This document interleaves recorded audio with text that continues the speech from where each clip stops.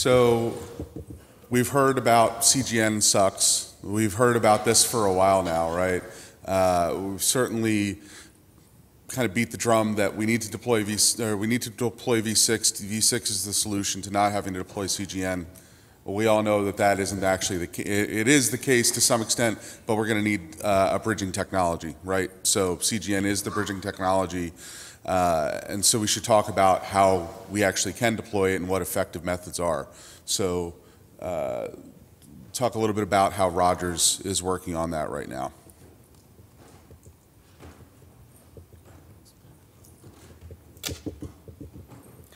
I almost feel dirty talking about this now after Lee Howard talked about V6. But anyway, on we go. Bit of an introduction. So there's kind of two things that we looked at, or when we looked at this issue generically. One was there are going to be some folks that, for whatever reason, have decided they want to get it. You know, they're going to look at CGNAT. How do I deploy it? How do I actually put it into a network? There's a lot of operators out there, particularly mobile, that have been doing this, or at least translation, maybe not formal carrier grade NATs, they have been maybe using enterprise level translators, et cetera. But they've been doing translation for many, many years now. And as their customer base starts to actually use internet services, they have smartphones, et cetera, and that starts to proliferate, they wind up, they're doing a lot of this moving forward. Now, this presentation is not about, you know, why you should do carrier grade NAT. It's if you decide to do it for whatever reason, you know, what are some of the integration techniques or what are the things you can do to try to get this to actually work correctly. Now, as a bit of a level set, as I had mentioned, this is not about it's good, it's bad. In fact, I actually don't really like NAT per se. I'm actually one of the V6 guys back home, but I'm also responsible to make stuff work, so off we go and how do you make this work when required. What I found is there's a lot of discussion about is it good, is it bad, but there's not a lot of discussion out there in terms of how do you make it work when you decide you need to do it. Or even if you have translation services in your network, is there any way to make it work better, i.e. the mobile space? The other item too is if you have a running network with native v4 running for most of your customers, you want to add in carrier grade NAT. How do you do that without impacting your customer base to the best extent possible? Because what you don't want to do is add a carrier grade NAT technology to your network and then disrupt your ongoing customer base and make their service worse for any reason. At least that's not a good decision, I would think, from an operator standpoint. And then, you know, look at it from a practical and pragmatic approach. You know, how do you do architecture around carrier grade NAT, or how do you add it in? Another thing to look at is, like I mentioned earlier, most mobile networks already do translation for most customers. I mean, there's a little bit of you know, public addresses assigned to some endpoints, but for the most part, it's all translated. And that's growing pretty fast. Not all wireline networks are going to have enough v4 addresses before they can get everyone onto v6 only. So they're going to have to, as mentioned, do some type of bridge. And by the way, none of this replaces your enthusiasm to try to deploy v6, get it working, and move to it as fast as possible. This is by no means a replacement for a v6 strategy. This is what you do as a bridging technology or bridging capability for v4. The other thing that I'm not addressing here is some of the business issues related around translation. This doesn't fix, or nothing I'm going to present fixes the problems with translation. So if you have to identify customers for certain types of service access, et cetera, this is not talking about that. This is about how do you make how could you get translation to work in your network effectively, or one version of it. Now, when we looked at this and we said, okay, what are the high-level considerations for adding carrier grade NAT? Some of the things we looked at is, well, how do we minimize impact to our running state native v4 customer base? Seems pretty self-evident we'd want that. Another item we looked at is, can we come up with a flexible model where we can change things over time without unduly impacting our operations and injuring folks? You know, try not to make them go through more effort than required. And can it scale based on the changes of our carrier grade NAT demand over time? And what we found, you know, as one of the pictures shown on the slide there, is that might mean that your carrier grade NAT resources change positioning of your network from a more centralized to a more distributed position over time. As demand goes, you might want to scale that out. Subscribers on traditional v4 services normally require direct or as direct as you can, connectivity to the internet. So for most of our customers today, at least on the wireline side, you want to get them to the internet as fast as possible. The good news is that's good from a performance perspective for them. The good news for us is also cheaper, right? You have fewer links to upgrade and a little less network to have to pass them through. The issue with Carrier Grade NAT customers is their next hop is not the internet, or their next point of reference in the network is not the internet. It's actually to get to a translator. So they have a fundamentally different path you want them to go than the rest of your customers that can particularly already exist. So the question is, how do we deal with this coexistence? How do we get both, these Carrier Grade NAT customers added in, if that's what you're doing, and how do you not impact your mainline customers? So the question here is, in terms of from a solution perspective, is CGN placement becomes a big issue. Is you don't want to overspend yourself in the beginning, saying I need to distribute Carrier Grade NAT for the future.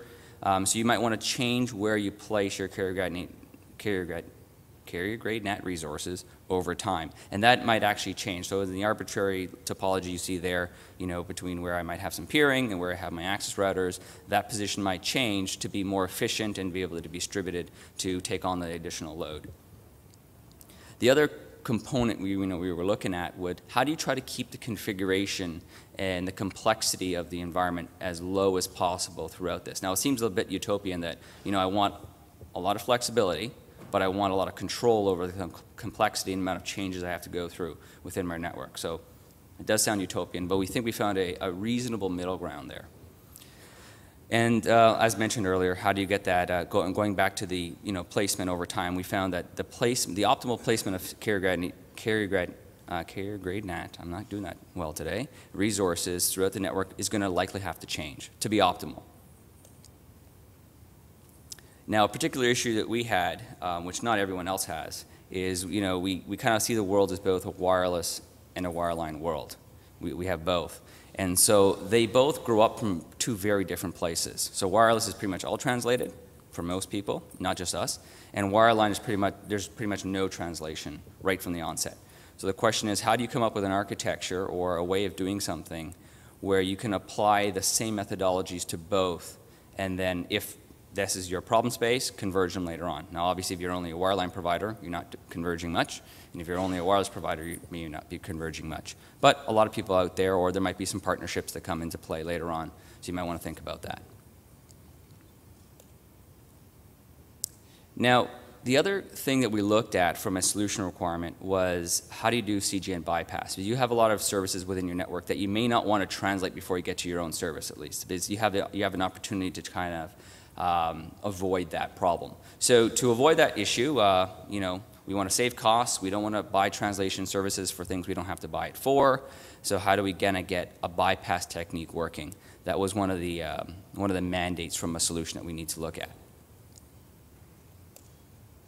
So on to what we looked at actually doing. So that was kind of set up the stage of what we were thinking, why we were driving down this path. By the way, this does not replace V6 strategies. So what we decided to do was leverage MPLS VPNs, as defined in RFC 4364. The reason why we looked at this was it's well deployed. I mean, we have a lot of experience with MPLS VPNs. We've been using for a number of years, traditionally for business services. So our operations folks know how to deal with it. Our engineering folks know how to deal with it. We know how to design and architect around it. So we thought that seemed like a pretty good idea. And just to pause there, when we first had vendors coming to us wanting to sell us equipment, of course, they were giving us all kinds of crazy techniques as to how to make Carrier Grade NAT work, policy-based routing, et cetera, et cetera, et cetera. And we're like, well, this is pretty complex. We don't do much of this today, and we don't want to add in all this additional complexity. Hence, back to the, what do we already do, and how do we leverage technologies we already have to do translation? And the other thing about MPLS VPNs was it allows us to overlay this onto an existing network without actually changing the underlying topology and the services that already exist within our network. We can add this in on top and not affect anything underneath. That was one of the major advantages to doing this. So to kind of put a little bit of pictures in here, the way kind of we looked at it is we can loosely define CGN zones, groups of customers that need to be translated to get to the internet. And we threw them into VRFs on endpoints and then used LSPs to kind of get them over to wherever the translator was. Now, the location of the PE in this particular case in the translator is irrelevant to the topology. That can exist literally anywhere, and that's pretty dynamic. If you happen to be using LDP in your network, it just, you figure out your other endpoint, it just kind of works, and if you move that translation endpoint, well, just magically, LSP magically moves over somewhere else. Not magically, it dynamically moves over. And regular customers wouldn't even see any of this. Pre-translated traffic is inside the VPN. Post-translated traffic is in our particular case, in the global routing table, or the same routing table where all our traditional internet customers are. Now, from a CGN bypass perspective, it was actually pretty easy to make this work within this model. Effectively, if you put your services into a services VRF, all you basically do is import-export statements or extranet your own services to your customer base. So what that effectively does is it means that your services are not translated to your own customers, whether that be your DNS server or something very basic or other services you might have. And this is all within the standard MPLS VPN model. And again, normal customers don't see any of this, and for your traditional customer base, it's irrelevant that this is all operating over on top. Another good thing about here is there was no traditional traffic engineering required to do this. It just worked pretty fluidly, and it worked pretty well. Another look at this is you can then join that same set of services to as many of the CGN zones as you want. So if you have multiple CGN zones because you want to be able to segment your customer base over time, to be able to scale that in the future and put them towards different translation resources, you can basically extranet the same set of services to each one of those zones as you please. And each one of those translation zones will go to their relative translator to get to the internet, or they will go to the directly to the services for their various services. The other interesting thing here is this doesn't have to just be for internal services. You can extend this to business partners and other folks who can be placed into that same zone. I mean, the servers in that zone can have public IPs, and they can be exposed directly to your global table. So you can feed content into those zones as you want, and effectively you can then stream that out to the customers. Obviously, anything in there has to be aware that you're going to potentially see private addresses, or there's the shared address space range, the 100.64 range. So you have to be aware that that gear is operating in this environment. But as long as the equipment's aware or the software is aware, it works pretty fluidly.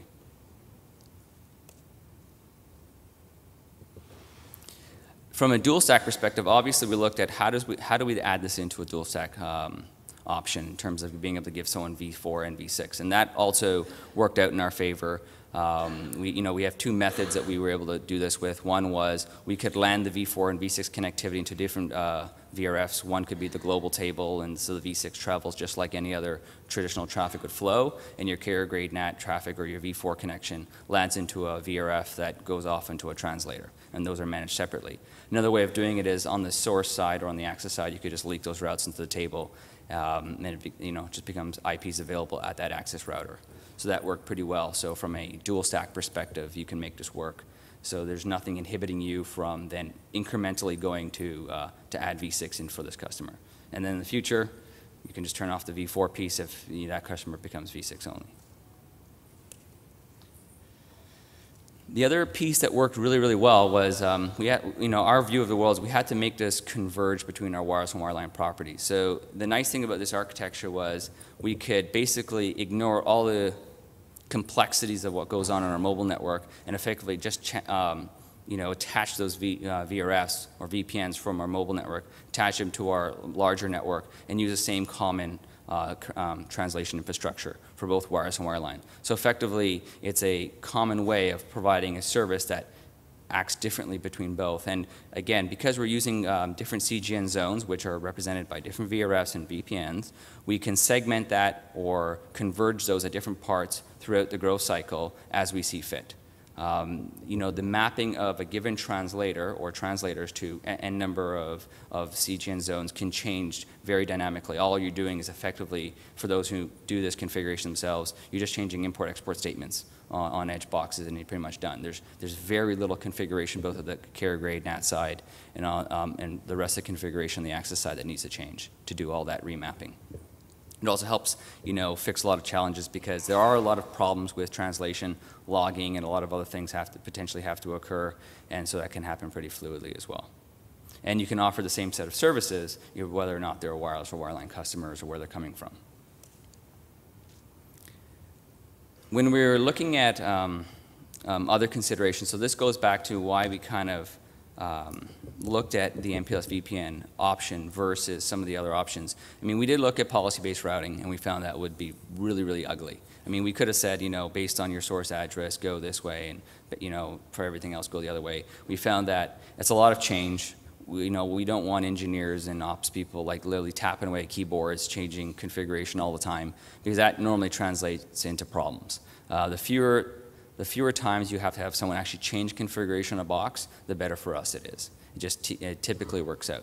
The other item we looked at was MPLS to E. We thought, well, we could traffic engineer this traffic over from one location to the other, but that's a lot of overhead. That's a lot of work that we would have to add into the network for something that we didn't want to spend a lot of time on at the end of the day. One of the original goals is how do we use technologies we already have, that we already operate, that we already know well, that don't require a lot of ongoing maintenance, but provide a lot of flexibility. So traffic engineering, yeah, it would work, it could have worked, but we found that it was just way too much complexity to put into something that will live and hopefully die in the not too distant future. And there's other things that we looked at in terms of multiple topologies and putting in all kinds of crazy techniques to kind of separate our customers. But we found that the other options, again, a lot of time, a lot of cost for a service that, again, it's not really worth spending too much time on if you can avoid. The less time we spent on this for us was the better. We wanted to spend our time on other things like V6. From a general experience perspective, it works pretty well. Now, it's not our experience. We've spoken with others that have both used it based on our input. We have a draft out in the IETF that describes this model. Some others happen to come to a similar conclusion. And the feedback we received is that from adding in our Carrier Grade NAT, this architecture works pretty well. I mean, it works pretty fluidly. It's reasonably easy to deploy if you already have experience with MPLS VPNs. If you don't have experience with it, it might be a large bat to use to get this working. So I don't necessarily advocate this option if you have no experience with that, but if you do, it's actually it's pretty easy to add it in because you're already familiar with all the techniques. It actually didn't have a huge initial cost because there was no changes to the actual access network that we had to put in. The only costs that were born at the end of the day were the cost of the actual translator. So those are costly, and in the future, if you have to add IPs on your global pools, that will cost money. But from an infrastructural perspective, there wasn't a lot of cost. Most of the capabilities that are used are already inherent in most of the access nodes and the various other components within the network, at least the network we have. And we have generic routers and switches, as most of you will have. From the mobile side, it works there as well. We were able to bridge us into the LT HSPA environment pretty well. Your P gateway GGSNs have the ability to take APNs and attach them to VRFs, and we can attach different APNs to different VRFs as we want. So we have a lot of flexibility there. So this worked both in a DOCSIS cable world. It also worked in a DSL world, and we had this work on the mobile side. So it kind of worked across all the various access technologies that we needed to work across. And it separated traffic well, and what we found was our traditional customers flowed nicely to the internet as they did before, and for those few that need to use this, and in the mobile case, the most of them that had to use this, it worked. They went to a translator, and we were able to segment that as necessary. Now, one thing I didn't go through too much within this deck, but when we had a larger set of requirements that we had looked at originally when we looked at translation. So we looked at, do you want centralized versus decentralized location of translators? So the answer is, well, we said we wanted both. We wanted to be able to move it around, and the answer was yes, we could do that with this architecture. We wanted to be able to say, can you coexist with traditional IPv services without impacting them? And the answer was yes, we could do this, and it doesn't impact your underlying customer base. The other thing we looked at is, can you do CGN bypass? And the answer was yes, we could do this, and you could bypass CGNs pretty easily. It's all within the MPLS VPN framework. Another thing we looked at is routing traffic. Can we do traffic control with this? And this, yeah, we can. We're sending our translation traffic in one direction and our rest of our customers in another direction. The other thing we looked at is, well, do we have flexibility? Can we split our translation zones as the actual demand grows and then contracts later on? The answer is yes. We can remap the number of translators to the number of CGN zones very easily throughout the life cycle of Carrier Grade NAT. The other thing we looked at is it supported well within both the wireless and wireline properties, and the answer was yes. It's technologies that are available in all our access gear that we already have today. There's nothing magical about doing this if you're a traditional operator that operates MPLS VPNs. Another thing to look at, can we work with overlapping address ranges? And the answer is yes. If we don't have enough private address space or enough shared address space, you can just overlap between the VPNs. So the answer is each VPN could have the same address range if you wanted to. The caveat there is if you're extranetting services into those CGN zones, you now have to have instances of those services because you can't have literally the same server talking to the same IP in multiple VPNs. So there's a caveat there. So you can do overlapping address ranges, but then there's a service impact of doing that. But it does work if all you care about is getting customers translated to go to the internet. Does it work with a dual stack operation? Well, the answer was yes, we can make this work with dual stack operation. So it doesn't inhibit us from adding V6 in as time goes on for those customers.